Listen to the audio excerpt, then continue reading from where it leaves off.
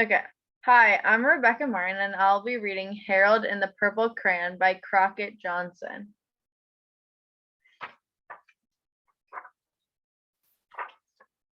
One evening, after thinking it over for some time, Harold decided to go for a walk in the moonlight. There wasn't any moon, and Harold needed a moon for a walk in the moonlight, and he needed something to walk on.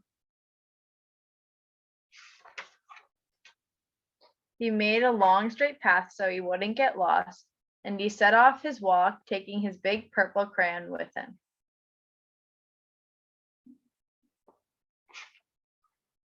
But he didn't seem to be getting anywhere on the long straight path.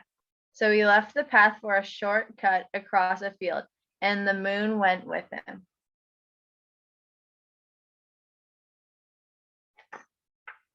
The shortcut led right to where Harold thought a forest would be. He didn't want to get lost in the woods, so he made a very small forest with just one tree in it.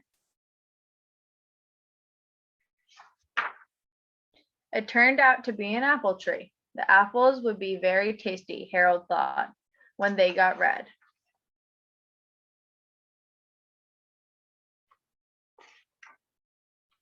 So he put a frightening dragon under the tree to guard the apples. It was a terribly frightening dragon.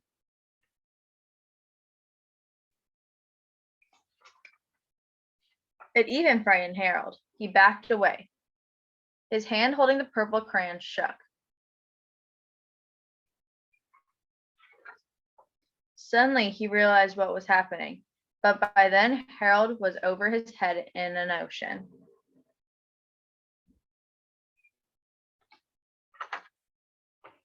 He came up thinking fast, and in no time he was climbing aboard a trim little boat.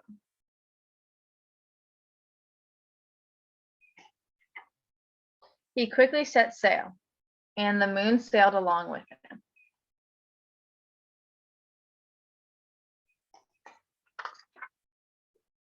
After he had sailed long enough, Harold made land without much trouble. He stepped ashore on the beach, wondering where he was.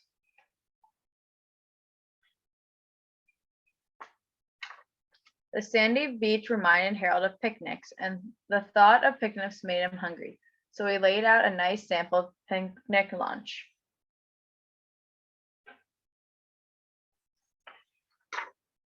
There was nothing but pie, but there were all 9 kinds of the pie that Harold liked the best.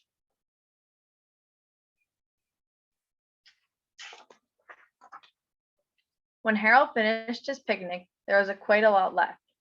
He hated to see so much delicious pie go to waste.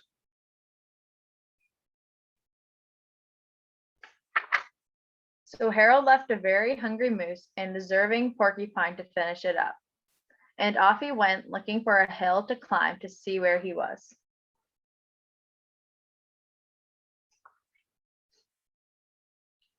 Harold knew that the higher up he went, the farther he could see, so he decided to make a hill into a mountain. If he went high enough, he thought he could see the window of his bedroom.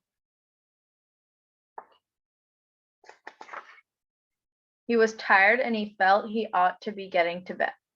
He hopped. He could see his bedroom window from the top of the mountain.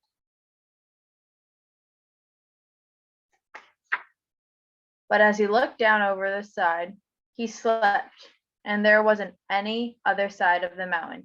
He was falling in thin air. But luckily, he kept his wits and his purple crayon. He made a balloon, and he grabbed onto it. And he made a basket under the balloon big enough to stand in. He had a fine view from the balloon, but he couldn't see his window. He couldn't even see a house. So he made a house with windows, and he landed the balloon on the grass in the front yard.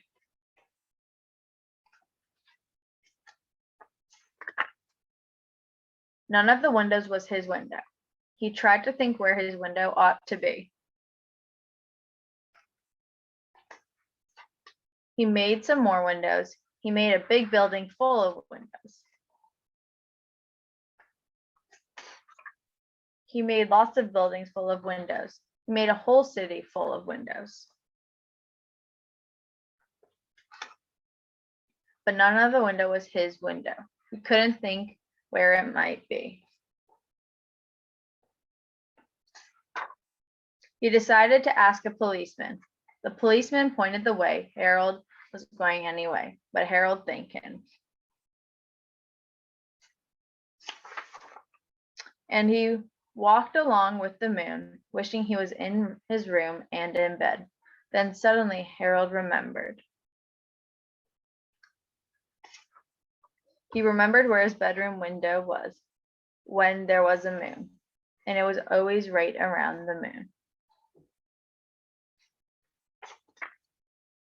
And then Harold made his bed, and he got in and drew up the covers.